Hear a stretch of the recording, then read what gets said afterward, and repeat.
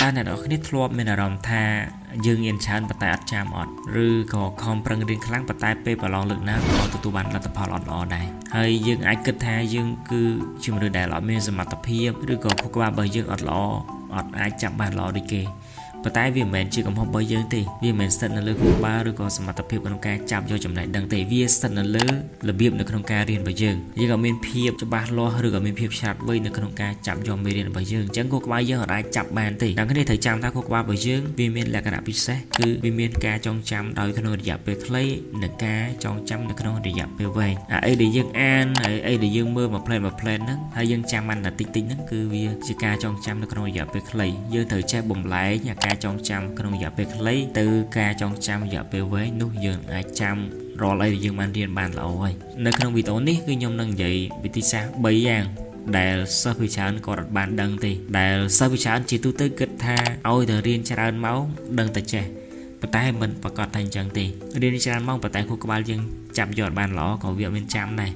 រៀន6ម៉ោងមិនស្មើរៀន1ម៉ោងទេបើសិនជាយើងមានការផ្ចង់អារម្មណ៍នៃការចាប់យកបានល្អនោះអញ្ចឹងនៅក្នុងវីដេអូនេះមាន3វិធីសាស្ត្រដែលសិស្សភាគច្រើននៅលើពិភពលោកគឺគេធ្វើតាមបែបហ្នឹងហើយគឺគេប្រៀបធៀបទៅគេថាវាមានទទួលបានលទ្ធផលល្អជាងការសិក្សាច្រើនម៉ោងជាប់គ្នាដែលវាធ្វើឲ្យខួរក្បាលរបស់យើងនឿយហត់អីជាដើមវិធីសាស្ត្រទី1គឺរៀនជាផ្នែកយើងកុំរៀនច្រើនម៉ោងជាប់គ្នាខួរក្បាលរបស់យើងវានឹងហត់នឿយហើយវាពិបាកនៅក្នុងការស្រូបយកចំណេះដឹងថ្មីយើងព្យាយាមសាកល្បងរៀនតាមបែប Pomodoro គឺជាវិធីសាស្ត្ររៀនមួយដែលបែងចែកចំនួនម៉ោងជា25នាទីហើយនឹងសម្រាប់5នាទីហើយវីដេអូតទៅជាមួយវិធីសាស្ត្រ Pomodoro នេះគឺខ្ញុំបានបង្ហោះយូរអញ្ចឹងអ្នកគ្នាអាចទៅមើលអត់ពីវិធីសាស្ត្រ Pomodoro នឹងបាននៅពេលដែលយើងរៀនតាមបែបវិធីសាស្ត្រហ្នឹងគឺយើងបែងចែក25នាទីសម្រាប់5នាទីចប់សម្រាប់5នាទីចូល25នាទីទៀតបន្តចឹងរហូតប៉ុន្តែលក្ខខណ្ឌពិសេសនៅក្នុងការប្រើវិធីសាស្ត្រហ្នឹងគឺនៅពេលរៀនដាច់ខាតបិទទូរស័ព្ទបិទ Facebook បិទនៅរាល់ការរំខានទាំងអស់គឺយើងផ្ដោតអារម្មណ៍តែទៅលើសៀវភៅហើយនឹងការរៀនតែមុខគត់វិធីសាស្ត្រនេះវានឹងជួយឲ្យយើងឆាប់ចាំហើយចាំបានយូរហើយរៀនបានច្រើនម៉ោងទោះបីជារៀនក្នុងរយៈពេលខ្លីក៏យើងអាចចាំបានច្រើនហើយសំខាន់គឺយើងអាចរៀនបានច្រើនម៉ោងអត់អាចធ្វើឲ្យខួរក្បាលរបស់យើងហត់អស់កម្លាំងបានចឹងអ្នកគ្នាបើចង់ដឹងវិធីសាស្ត្រហ្នឹងលម្អិតអ្នកគ្នាចូលទៅមើលនៅក្នុងវីដេអូរបស់ខ្ញុំបានវិធីសាស្ត្រទី2គឺរៀនជាខ្លួនឯងកុំគ្រាន់តែអានឬក៏មើលដោយគិតថាយើងអាចចាំ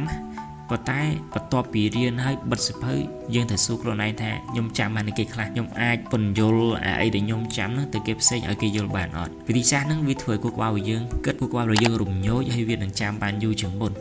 បើសិនជាយើងរៀនហើយយើងគ្រាន់តែអត់រំលឹកឡើងវិញគឺយើងអត់ចាំទេអញ្ចឹងដាច់ខាតរាល់អីដែលយើងរៀនហើយ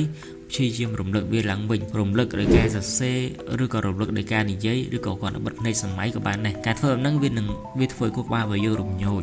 ហើយកាលណាវារំញោចទៅគឺវានឹងអាចយកអាចំណេះដឹងដែលយើងចាំបានក្នុងរយៈពេលខ្លីហ្នឹងទៅស្តុកទុកនៅកន្លែងដែលជាការចងចាំក្នុងរយៈពេលយូរបានហើយយើងនឹងចាំយើងនឹងចេះយើងដំបូងយើងអាចពិបាកប៉ុន្តែយូរទៅវានឹងស្មហើយការធ្វើបែបហ្នឹងវិធីសាស្ត្រទី3គឺកុំរៀនតែយប់មុនពេលប្រឡងសិស្សភាគច្រើនគាត់ចូលអាវិធីសាស្ត្រគោដាច់ទៅធ្វើលបងសិស្សចិត្តប្រឡងទៅប្រឹងរៀនចឹងរៀនចឹងអត់ចេះទេហើយមូលហេតុដែលគាត់ព្យាយាមរៀនពី3ថ្ងៃមុនពេលប្រឡងដោយសារតែខ្លាចធ្លាក់ចឹងអាខ្លាចធ្លាក់ហ្នឹងគឺធ្វើឲ្យគាត់ប្រឡងចុះក៏មិនយកអាភាពខ្លាចនឹងរបស់គាត់ហ្នឹងយកមកអនុវត្តជារៀងរាល់ថ្ងៃយើងត្រូវចេះបំលែងអាភាពខ្លាចរបស់យើងហ្នឹងកុំរៀមយើងដើម្បីឲ្យយើងធ្វើសកម្មភាពរៀនរាល់ថ្ងៃទៅនោះយើងនឹងចេះបានហើយការរៀនរាល់ថ្ងៃហ្នឹងយើងដំបូងវាពិបាកយើងរៀនតិចតួចទៅគឺរៀនជារៀងរាល់ថ្ងៃជាប្រចាំទៅ5 10ទៅ30នាទីក៏បានដែរវាគ្រាន់បើជាយើងរៀនមកយប់ពេញមុនពេលប្រឡងហើយការរៀនតិចវាតែវាទៀងទាត់ហ្នឹងគឺវាជាកលឹះនៃភាពជោគជ័យនៅក្នុងការរៀនរបស់សិស្សម្នាក់ជាទូទៅគឺសិស្សដែលបកកែគឺគាត់មានទម្លាប់រៀនជាប្រចាំថ្ងៃនេះគាត់មានកាលវិភាគអីទៀតចឹងអ្នកគ្នាគួរតែមានកាលវិភាគអីច្បាស់លាស់ត្រឹមត្រូវយើងមានកាលវិភាគច្បាស់លាស់ហើយ